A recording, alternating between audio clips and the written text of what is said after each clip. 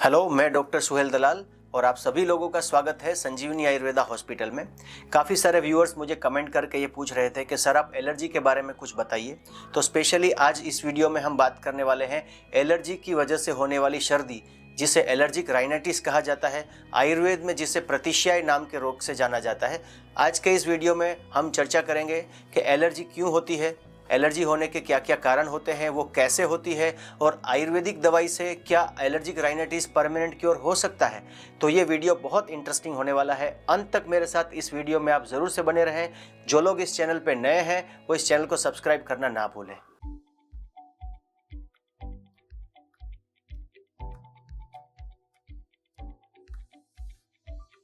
तो सबसे पहले हम बात करते हैं कि एलर्जी क्यों होती है। एलर्जी होती है क्योंकि हमारा इम्यून सिस्टम उसके सामने रिस्पॉन्स करता है। कोई भी डस्ट पार्टिकल या तो कोई भी पॉलेंस जो होते हैं वो हमारे नाक के द्वारा जब हमारी नाक की स्किन से अंदर जाने की कोशिश करते हैं तो हमारी जो नेज़ल म्यूकोजा है, नाक के अंदर की जो स्किन है, वो सेंसिटिव होती है। वो एक प्रकार का चिकना गाढ़ा पदार्थ पैदा करती है और हमें छींके आती है और वो डस्ट पार्टिकल को बाहर फेंकने की कोशिश करती है।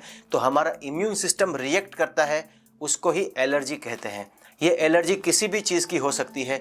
कुछ लोगों को दवाइयों की एलर्जी होती है, कुछ लोगों को कुछ पर्टिकुलर खाने की चीज़ों की एलर्जी होती है, तो कुछ लोगों को कोई टच की वजह से या कोई एनिमल को टच कर लिया या कोई भी चीज़ को टच कर लिया उसकी एलर्जी होती है। कुछ लोगों को कोई पर्टिकुलर स्मेल की भी एलर्जी हो सकती है। तो एलर्जी काफ़ी अलग अलग चीज़ों की हो सकती है। और दोस्तों, ये जो एलर्जिक राइनाइटिस यानी कि प्रतिशय की बीमारी अगर ज़्यादा समय तक रहे तो उसे क्रॉनिक हो जाती है, मतलब कि जीर्ण प्रतिशय हो जाता है। क्रॉनिक एलर्जिक राइनाइटिस यानी कि पुरानी सर्दी में कन्वर्ट हो जाती है। उसको अगर ठीक ना किया जाए तो ये आगे जाके अस्थमा जैसी बड़ी बीमारी में भी कन्वर्ट हो सकता है। जनरली हमें जो एलर्जिक राइनाइटिस की बीमारी है उसमें हमारी इम्यून सिस्टम जो है वो हमारी बॉडी में जो जाने वाले एलर्जेंस हैं उसके सामने रिएक्ट करती है, जिसकी वजह से आपको छींके आती है, नाक के आसपास आपको खुजली आती है।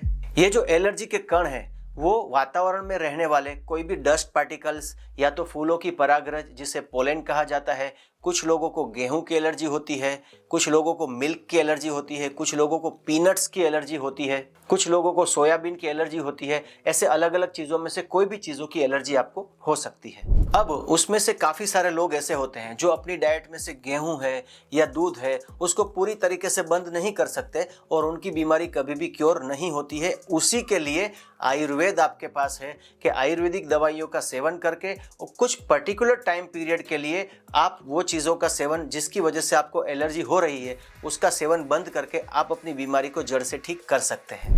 अब हम बात करते हैं कि इसकी वजह से लोगों को क्या तकलीफ होती है। जिन लोगों को एलर्जिक राइनाइटिस का प्रॉब्लम होता है उन लोगों को बहुत सारा सर्दी जुकाम पूरा दिन रहता है। उसके अलावा ये जो साइनस बोन है, जैसे कि फ्रंटल साइनस है, मैक्सिलरी साइनस, यहाँ के जो साइनस है, ये सारे साइनस में कफ जमा हो जाता है। साइनस के अंदर की जो मेम्ब्रेन है उसमें सूजन आ जाती है। उसकी वजह से सर भारी रहना, सर में दर्द होना और काम में मन नहीं लगना, ऐसे सारे सिम्टम्स देखने को मिलते हैं। तो उसकी वजह से पूरा जो डे बाय डे का रूटीन होता है वो डिस्टर्ब हो जाता है। अब हम देखते हैं कि एलर्जिक राइनाइटिस जो है ये बीमारी होने के क्या क्या कारण हैं।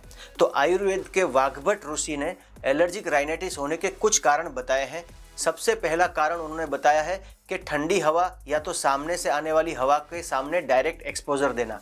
आपको बहुत तेज़ वाली ठंडी हवा फेस करने को लग रही है तो उसकी वजह से आपको एलर्जिक राइनाइटिस यानी कि प्रतिशय की बीमारी हो सकती है। दूसरा, जो लोग दिन में सोते हैं यानी कि दोपहर को खाना खाने के बाद सो जाते हैं या रात को लेट नाइट तक जागते हैं। आजकल की जो सोशल मीडिया की लाइफ है उसमें ज़्यादातर लोग जो है वो लेट नाइट तक जागते हैं और दिन में सो जाते हैं या दिन में बहुत लेट तक उठते हैं।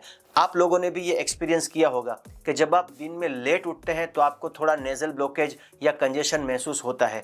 जो लोग जल्दी उठते हैं उनकी कंपैरिजन में दिन में सोने वाले लोगों को ये बीमारी होने के चांसेस ज़्यादा होते हैं। हमारे पास जितने भी पेशेंट्स एलर्जिक राइनाइटिस के आते हैं उसमें से अगर हम उनको लक्षण पूछते हैं तो ज़्यादातर लोगों की दिन में सोने की आदत होती है और लेट नाइट को जागने की आदत होती है। अगर आपकी ऐसी आदत है तो आपको उसको अवॉइड करना पड़ेगा। उसके अलावा आयुर्वेद में वाग्भट ऋषि ने आगे कारण बताया हुआ है अति अम्बुपान, यानी कि बहुत ज़्यादा पानी पीना।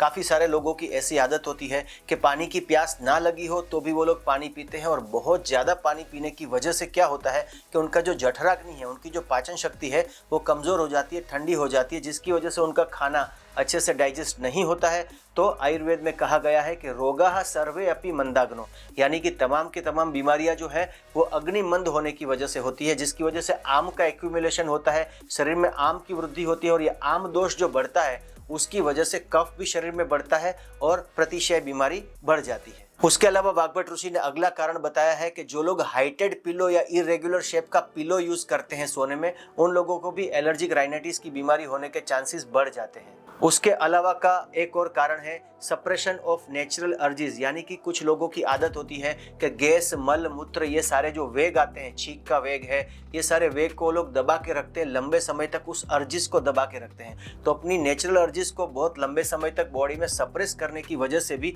आपको जीर्ण प्रतिशय यानी कि एलर्जिक राइनाइटिस की बीमारी हो सकती है। और उसके अलावा आखिरी एक कारण ये बताया है कि जो लोग ओवर सेक्सुअल एक्टिव होती है, यानी कि जिन लोगों की सेक्सुअल एक्टिविटी बहुत ज्यादा होती है, तो उसकी वजह से भी उनका ओज क्षय हो जाता है, यानी कि शुक्र धातु जब शरीर में कम हो जाती है उसकी वजह से उनकी इम्यूनिटी वीक हो जाती है, तो उनको ये बीमारी होने के चांसेस बढ़ जाते हैं। मॉडर्न साइंस के हिसाब से भी अगर हम देखने जाएं तो मॉडर्न साइंस भी उसमें दो चीज़ों को ज़्यादा इंपॉर्टेंस देता है एलर्जी के होने के लिए। एक एनवायरमेंटल फैक्टर जैसे कि डस्ट पार्टिकल या तो पोल्यूशन या तो पोलन एलर्जी, और दूसरा कंजप्शन, ठंडी चीज़ों का ज़्यादा सेवन करना जैसे कि ठंडा पानी है, कोल्ड ड्रिंक्स है, या आपकी बॉडी को जो इनएप्रोप्रिएट फूड हो उसका आप ज़्यादा सेवन करते हैं, उसकी वजह से ये बीमारी हो सकती है। अब एलर्जी की बीमारी आपको है, उसके लिए अगर हम क्लिनिकली टेस्ट करने जाएं तो आप IgE टेस्ट करवा सकते हैं। IgE टेस्ट में अगर IgE लेवल आपका बढ़ा हुआ आता है तो वो शो करता है कि आपकी बॉडी में एलर्जी का प्रमाण ज़्यादा है, और उसके बाद आप उसकी ट्रीटमेंट करवा सकते हैं।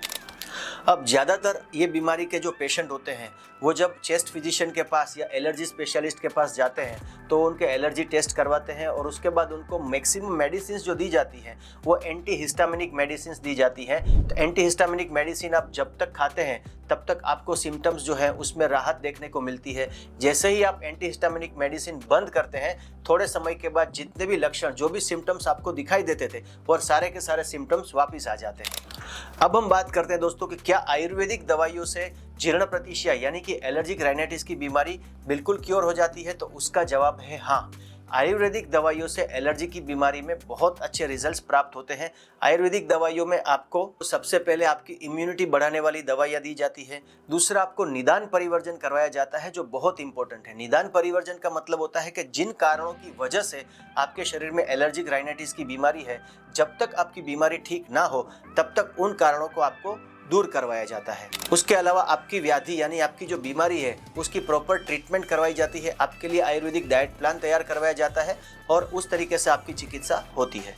आयुर्वेद में चरक संहिता चिकित्सा स्थान में ऐसा बताया गया है कि जो पेशेंट जीर्ण प्रतिशय की बीमारी से पीड़ित है उसको स्नेहन करवाया जाए और नस्य करवाया जाए। स्नेहन यानी कि ऑयल एप्लीकेशन, जिसमें आप तिल का तेल है, सरसों का तेल है या कर्पूर आदि तेल को गर्म करके उसका आप चेहरे पे मालिश कर सकते हैं। उसके अलावा षडबिंदु तेल या अणु तेल का नस्य करने से भी आपको जीर्ण प्रतिशय की बीमारी में बहुत अच्छे लाभ प्राप्त होते हैं। उसके अलावा स्वेदन बताया गया है, क्योंकि इसमें कफ की वृद्धि हुई होती है, तो आप आतप सेवन यानी कि धूप का सेवन कर सकते हैं, या आप स्वेदन की कोई भी प्रक्रिया कर सकते हैं। जिन लोगों को बहुत लंबे समय से प्रतिशय की बीमारी है उन लोगों को वमन क्रिया सजेस्ट की गई है। वमन मतलब के उल्टी करना। आयुर्वेद की पंचकर्म चिकित्साओं के अंतर्गत सबसे पहली चिकित्सा जो है वो कफ की बीमारियों को ठीक करने के लिए है, और कफ की बीमारियों को ठीक करने के लिए कफ का स्थान जो है वो हमारा ऊर्ध्व भाग है, तो उसके लिए आपको वमन यानी कि उल्टी की पूरी ट्रीटमेंट करवाई जाती है। वमन की क्रिया जो है वो आप घर पे नहीं कर सकते हैं, उसके लिए आपको आयुर्वेदिक कंसल्टेंट को मिलके उस ट्रीटमेंट को करवाना पड़ेगा। उसके अलावा धूमपान भी करवाया जाता है। धूमपान का मतलब धूम्रपान करना, सिगरेट पीना नहीं है। धूमपान का मतलब होता है कि आयुर्वेदिक औषधियों का धुआं जो है वो आपको इनहेल करवाया जाता है। उसके अलावा गंडूश धारण यानी कि ऑयल पुलिंग भी इसमें आपको बहुत अच्छे से हेल्प कर सकता है। अब मैं आपको कुछ आयुर्वेदिक दवाइयों के बारे में बताना चाहूँगा कि जिसका सेवन अगर आपको जीर्ण प्रतिशय की बीमारी है तो आप इसको घरेलू इलाज के तौर पे कर सकते हैं। आपको 8 से 10 पत्ता तुलसी का लेना है, उसमें आधी चम्मच आपको हल्दी ऐड करना है, और एक टुकड़ी जिंजर को ग्रेट करके यानी कि अदरक के टुकड़े को छोटे छोटे पीसेस करके उसमें मिलाना है। 3 से 4 आपको काली मिर्च और 1 से 2 लौंग, ये सबको मिला के आपको उसको 2 गिलास पानी में उबालना है। 2 गिलास पानी को उबाल के 1.5 गिलास पानी को उबाल के जला देना है। जब आधे गिलास जितना बचे तब उसको आपको छान के सुबह खाली पेट ये काढ़ा बना के इसका सेवन करना है। ये रेगुलर सेवन करने से आपको जीर्ण प्रतिशय की बीमारी में काफ़ी अच्छे लाभ प्राप्त होंगे। उसके अलावा आपको अगर छींकों का प्रॉब्लम ज़्यादा है, खांसी ज़्यादा होती है, तो आप दशमूल काढ़ा जो तैयार भी मिलता है आपको आयुर्वेदिक मेडिकल स्टोर में, उसको लेकर भी उसको 3-3 चम्मच सुबह शाम खाली पेट गर्म पानी के साथ लेने से भी आपको अच्छे लाभ प्राप्त होते हैं। उसके अलावा आपकी इम्यूनिटी को बढ़ाने के लिए, इस बीमारी में आपकी इम्यूनिटी डाउन हो जाती है, तो आपकी इम्यूनिटी को बढ़ाने के लिए आप अश्वगंधा का पाउडर भी आधी चम्मच सुबह शाम ले सकते हैं। आप गिलोय की टैबलेट भी 2-2 सुबह शाम ले सकते हैं, उससे भी बहुत अच्छे रिजल्ट्स प्राप्त होते हैं। कुछ ऐसी चीज़ें हैं जिसको आपको ये बीमारी में बिल्कुल अवॉइड करना है, जैसे कि डिओड्रेंट है या परफ्यूम है, उसकी वजह से एलर्जी का प्रॉब्लम बढ़ जाता है। तो जो लोग डिओड्रेंट और परफ्यूम यूज़ करते हैं, सर्दी की बीमारी है, वो लोग उसे बिल्कुल भी यूज़ ना करें।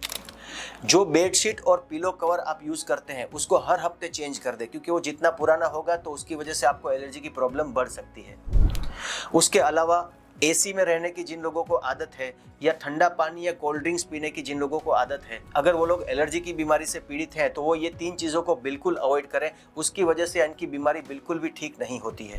अगर ये जो मैंने आपको एडवाइस की, उन चीज़ों को आप 3 से 4 महीने तक या मैक्सिमम 5 महीने तक अवॉइड करते हैं और आयुर्वेदिक दवाइयों का रेगुलर 4-5 महीने तक सेवन करते हैं, तो आप अपनी एलर्जिक राइनाइटिस की बीमारी से बिल्कुल ठीक हो सकते हैं। जो बीमारी आपको ज़िंदगी भर ठीक नहीं होने वाली थी, वो बीमारी आपकी बिल्कुल ठीक हो सकती है। तो दोस्तों, आज के इस वीडियो में इतना ही। अगर आप कोई और टॉपिक पे वीडियो चाहते हैं तो कमेंट कर ज़रूर बताएं। अगर आपको हमारा आज का वीडियो अच्छा लगा हो तो हमारे वीडियो को लाइक करें, अपने दोस्तों के साथ इसे ज़रूर से शेयर करें। अगले वीडियो में ज़रूर मिलेंगे, तब तक के लिए धन्यवाद। Ayurveda and Panchakarma Hospital. Rejuvenate your mind, body and soul. Call now 75750 या 9879428 116 117 ग्रीन एलिना ऑपोजिट स्नेह संकुल वाड़ी, आनंद महल रोड, अडाजन, सूरत।